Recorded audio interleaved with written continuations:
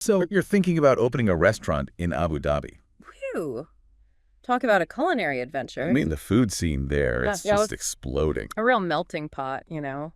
Global flavors, local traditions. Yeah. I bet you're already picturing it. All those amazing aromas, the spices. It's definitely It's thrilling just to think about it. But Abu Dhabi's dining scene, it's a bit of a double-edged sword, as discerning as it is diverse. Diners here, Yeah. they have high expectations, Influenced by those global trends, for sure. but also those deeply rooted traditions. It's not just about the food being delicious, you know. Right. It's about the whole experience. Crafting something that really clicks with this unique market. And that's where our deep dive comes in, right? We're cracking open 15 steps to take before opening a restaurant in Abu Dhabi. It's from the Manuvial blog. And we're pulling out all the must-knows, the essential insights, to help you navigate this whole exciting, but maybe a little daunting challenge. See, what makes Abu Dhabi so fascinating? It's this blend, this intersection of global and local. So we're not talking about just your run-of-the-mill market research here. We're talking about really understanding the nuances, the cultural pieces that can make or break you. Okay, give me an example. Because the article, it mentions catering to like 3 very distinct groups, right? You've got your locals, you've got expats, and then, of course, the tourists. Now, I can't imagine they're all looking for the same thing when they walk through the door. No, not at all. You hit the nail on the head there. Locals, they're often drawn to familiar flavors, you know, Emirati cuisine. But maybe with a little modern flair. Expats, though, they might be craving a taste of home, you know, comfort food. Or they're seeking out those international cuisines that they're used to. And tourists. Well, they're looking for that authentic Abu Dhabi experience. Makes sense. Something memorable. Right. It's almost like running 3 restaurants in one. In a way, yeah. And from a menu planning perspective, especially with, you know, the importance of halal in Abu Dhabi. It's got to be front and center, right? Absolutely. And, you know, understanding halal, it's more than just checking boxes on a list, right? It's about weaving those values into the very essence of your restaurant. Oh. Imagine, for instance, if you're sourcing ethically raised meats locally. Or you have a dedicated halal preparation station, but it's in the open kitchen, so everyone can see it. Oh, interesting. Those are visible signs of respect. And they resonate with your customers. It's like you're saying. We see you, we understand your culture. It's more than just a checkbox on the menu. Exactly. It's about genuine understanding. And it goes beyond just halal, of course. Right. The article, it also touched on Veganism, vegetarianism, all kinds of dietary needs. It seems like Abu Dhabi is really ahead of the curve on that front. They are, that diverse population. It's created this greater awareness, this demand for options. So you need to be ready to cater to a wider range of preferences there than you might find in other places. So lesson 1 for all you aspiring restaurateurs out there. Mm. What works somewhere else? Might not fly in Abu Dhabi. You've got to tailor your concept. You do. From the menu to the ambiance, everything, right? It's all about resonating with this unique clientele. Precisely. And that's where, you know, competitor analysis comes in. But we're not just talking about peeking over your shoulder at the restaurant next door. Okay, so This is where it gets juicy. Tell me more. it's about understanding the landscape. Because, you see, the article even mentions food delivery services I'm right. and cloud kitchens as competition. I know what.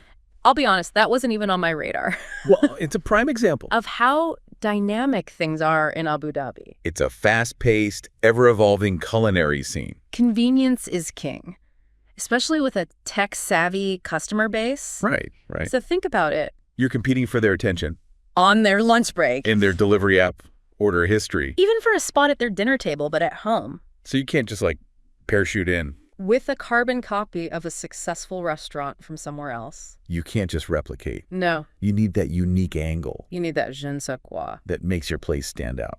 That's it. Is that what they mean by a unique value proposition? Exactly. Pinpoint what sets you apart. Is it the ambiance? A unique fusion of flavors. Exceptional service. Whatever it is, you need to nail that down. Picture. It resonates, that it speaks to that Abu Dhabi market. This is making me think about location now. Right.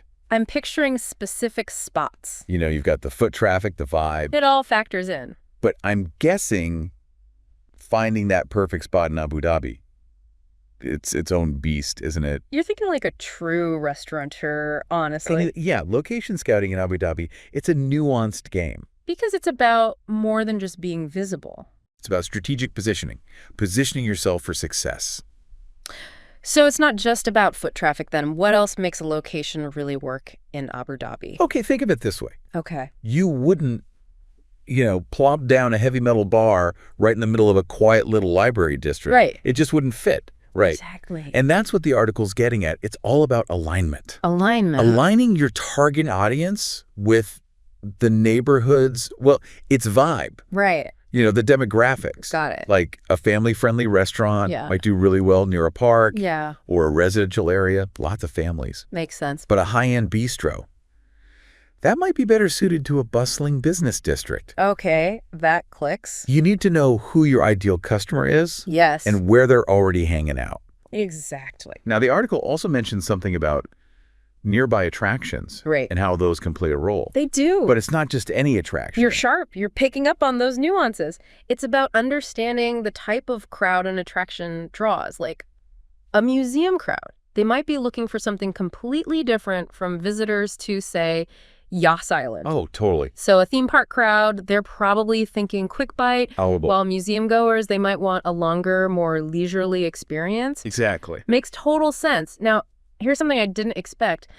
The article also talked about other businesses nearby. Right. And how those play into the equation. It's all connected. Okay, now that one's new to me. Break it down. Think of it as synergy, right? Oh. Certain businesses, they just naturally attract a certain type of customer. Right. So a health-conscious cafe, it might do incredibly well near a gym. Oh, I see. Yeah. Or a health food store. Right.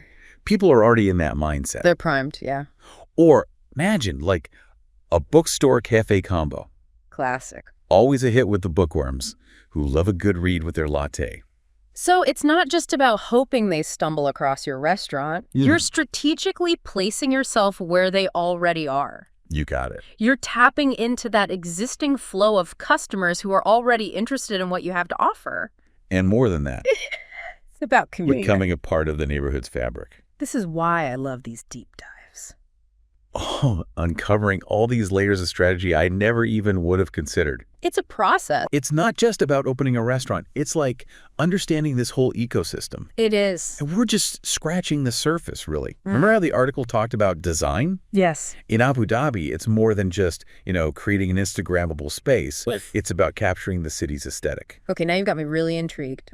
Paint me a picture. What kind of design elements just scream Abu Dhabi?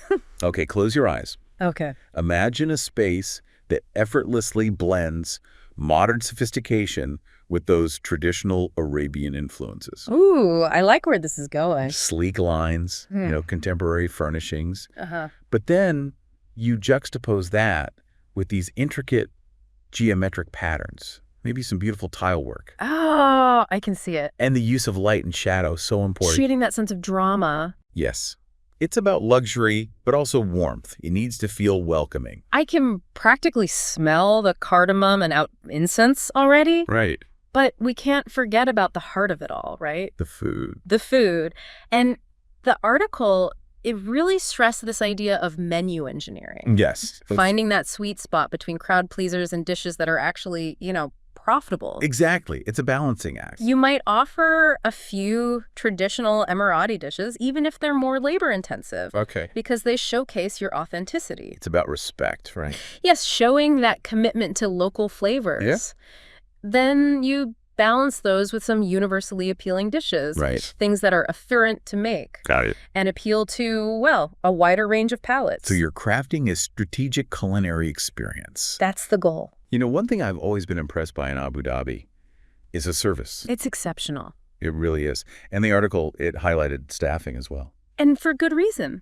Abu Dhabi's clientele, they come from all walks of life. Right. So your team can't just be skilled. They also need to be culturally sensitive, adaptable. Right. So those high standards are a given. Absolutely. But it's that extra layer. Yes. That understanding the ability to anticipate what a guest might need. Anticipate, exactly. And that can vary so much depending on where they're coming from. It's about making everyone feel seen. Right. Welcome. Understood. Exactly.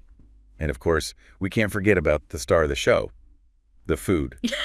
Freshness is key for any restaurant. Jesus. But the article really seemed to emphasize that it's next level important in Abu Dhabi. They're a huge part of the culture. What's the story there? It's simple. Really, there's a deep appreciation for quality ingredients in Abu Dhabi. Okay. It's ingrained in the culture. Right. So building strong relationships with your suppliers, absolutely crucial. The article really drove that point home. It did. So it's more than just, placing orders. Oh, much more. It's about finding those suppliers who share your values, who are as committed to quality as you are. Yes. Understanding their processes. Absolutely. Making sure you're both on the same page when it comes to sourcing the best possible ingredients. It's a partnership. Yeah. Built on a shared passion for excellence. And that's just one example, really, of the kind of business acumen you need to thrive in Abu Dhabi's culinary scene. It's competitive. It's like farm to table, but like turbocharged. And speaking of upping your game, we're talking about Abu Dhabi here. Right. This is a city that never slows down. Yeah. So staying ahead of the curve, I imagine that's got to be key for any restaurateur, right? You're telling me.